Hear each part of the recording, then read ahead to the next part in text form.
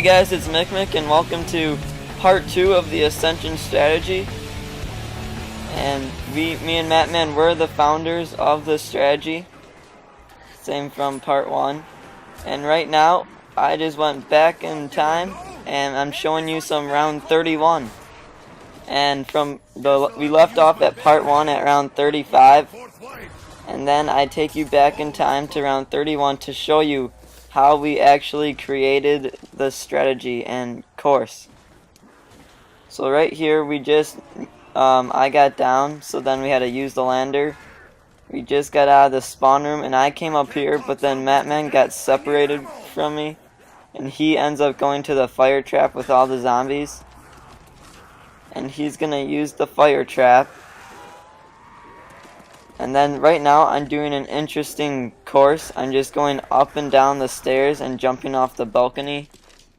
That was right to your right. And that's a kind of cool course, but it's way too hard to do for high rounds. But there weren't that many zombies. So right now I just called the lander, and then Mattman's gonna call me back to him. And that's the start of our strategy. Remember, when you're starting the strategy we're using, you always start right back here by PhD doing the course with 2 people until you get them hoarded, and then you bring them to the fire trap. That's always how you start it. I think I show that at round 36. But right now I'm going to Mattman, and I still have the ballistic knife and ray gun. Or I had it even back now, since we're back in the past. So right now we just used the lander. We might have gone down right there, but I kind of hoarded them up and brought them to the side. The lander refueled, so that kind of saved us right there. And yeah, back at round 31 I didn't have any ray gun, so I just have this ballistic knife. And the ballistic knife actually saves us pretty soon. So you see here, you always run towards quick revive, nothing else, otherwise you'll get trapped because you'll meet your previous horde. So you always run up through here, and then you come over here and one person goes left, other goes right, just from the last video. But right here we didn't completely discover that yet. So then I'm right here, and we were both supposed to go back to PhD. But then I was waiting for the horde, so I kind of go over there. I get hit once, and then I turn around. There's like 6 zombies behind me, and they got there like super fast. So then I was forced to go down to the pack-a-punch, and I'm actually happy that I did, because that's how me and Matt discovered this strategy. We got separated. I do about one lap, 1 or 2 laps right here. I have to reverse the course right there. And yeah, so I do like 1 lap, and then I bring him back to Mattman. And right now, Mattman's like telling me to tell him when I'm getting close. And that's another big part of this strategy. So you're gonna tell your partner when you're doing this. You're gonna tell him right here. You should probably tell him. And that way he can make 1 more lap and come back down. So right now I'm just knifing crawlers for some reason. But usually, if we knew what we were doing, I'd be running ahead and calling the lander like usual. But we didn't know the strategy yet, so I was just knifing crawlers. And then I'd go and buy stamina, which wastes even more time. But that's how we pretty much found it, because we got separated. And then we want to use the fire trap so we don't have to waste ammo. But making us go, like, when we split apart, that actually like splits the horde, so that's like the main point of the strategy. Right there I just traded my ray gun for an FNFAL, but I get it back later on. So, and Mattman also does that. So right now I'm trying to distract the zombies since the lander arrived pretty late. And then we're gonna go back to the spawn room, and then on our next lap you'll see our biggest recovery. And it was pretty amazing at round 31. And this week I'll be uploading more zombie footage. I'll be uploading a Shinonuma solo strategy probably, but it's not going to be a big one because there's so many solo strategies on Shinonuma, but mine's like a little bit different, so I'm just going to upload it. I used the waffle and the trench gun. And also I have some one gun footage where I got to around 25. And for most of the game I was using the crossbow. And also I think I used the law. And I've got a 5 strategy. But I'm not really going to show you guys because since we only made it to around 26 because I messed up. So I'm only going to show you our death because it's pretty funny. But that's the preview to my upcoming videos. And right here I'm just hoarding them around. It was pretty, we completely found this strategy by a complete accident. Just because I kind of got separated from Matman.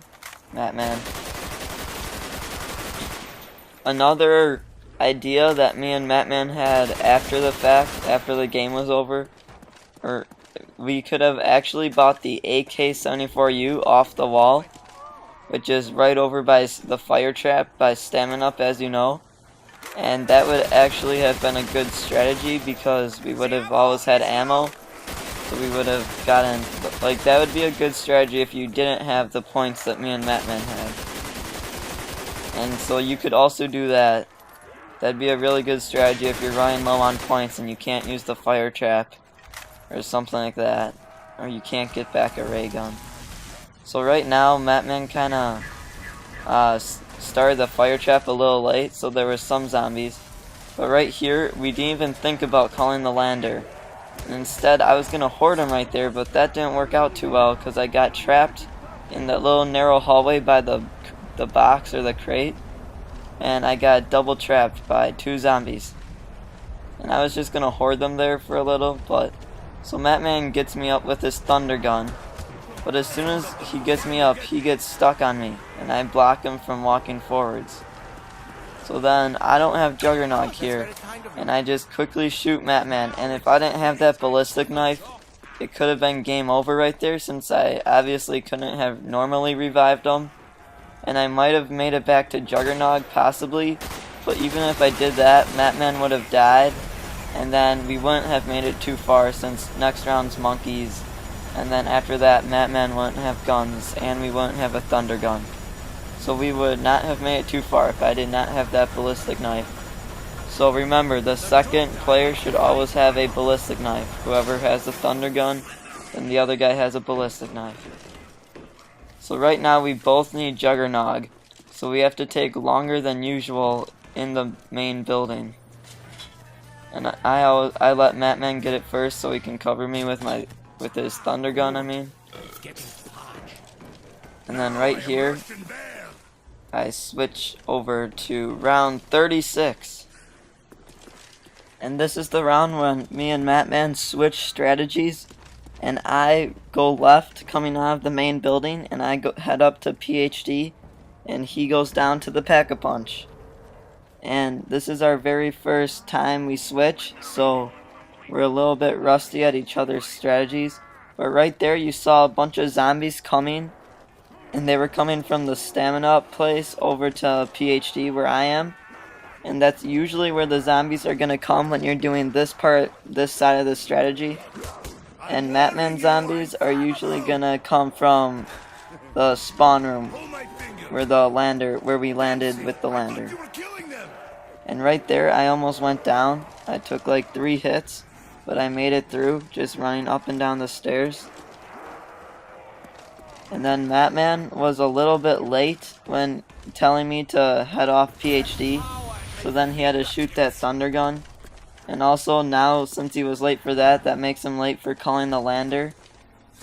So then, he really had to hurry up. That was only because this is our first time switching strategies. So we still have to, you know, get the feel for each other's strategy. And like kind of perfect it with all the timing. And right there I turned on the fire trap for the first time this game. And we mainly switched strategies because I had more points. so that means I should be the one turning on the fire trap. And remember, you're always going to rebuild the barriers no matter what. And usually the person in Matman's position right now should rebuild them both, but since we were late with the lander, I had to rebuild one.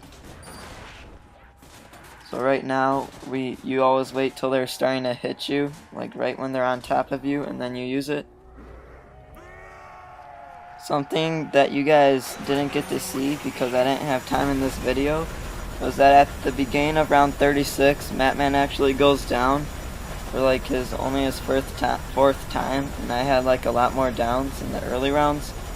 But he went down because he got stuck in the horde, and then what happened was I didn't have time to shoot my ballistic knife at him because there was like a bunch of zombies by him.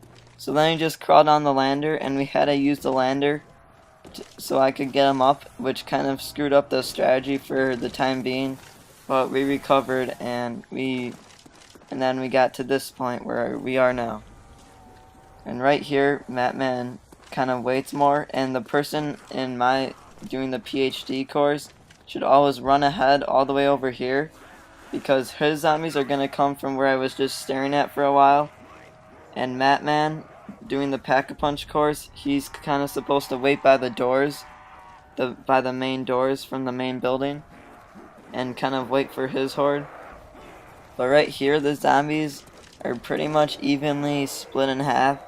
Matman might have a couple more, but it's getting close to the end of the commentary, and I show you this last lap. I'm gonna show you guys because I'll talk about more about the strategy from this course. And then also on monkey round, I show a little clip of how many ray gun it takes to kill one monkey, so you guys realize that you need a ray gun for monkey round, otherwise you're pretty much not gonna make it through. And even the upgrade ray gun has a low damage rate for monkeys. And for monkey round, the best strategy is just for, 2 players, and then 1 person guards each staircase by Juggernaut. Right here, I'm zigzagging back and forth, which is what the PhD course runner has to do. Like, it's a must pretty much, because it stalls them. You have to stall them pretty much as possible, but then once you reach the hallway where I'm right now, it's pretty much, you can't stall them anymore. But you need to stall them so your partner can call the lander. And zigzagging's the best way. So here's a little monkey clip, and that's the end of the commentary.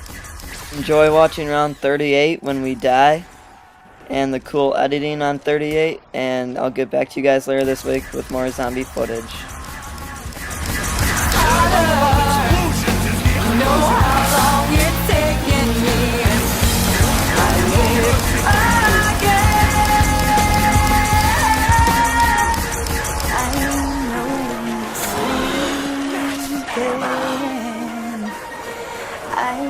My weapon is filled with bullets. My body is filled with vodka.